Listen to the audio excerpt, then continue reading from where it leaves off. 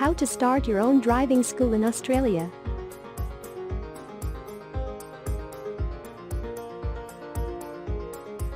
First, you have to decide whether to buy a franchise to become a licensed or be independent.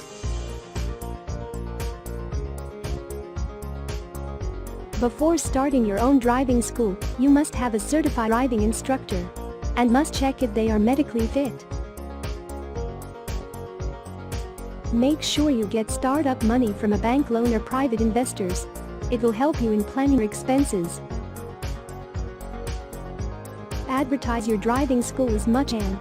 Create a website to promote your driving school. Don't forget social media applications like Twitter, etc. If you are planning to start driving school, then you manage your students' bookings and also provide online book facilities. Take medical checkups of students and check all the identity proofs that are required for driving license in Australia. Thank you. For more, visit our site www.carlearner.com.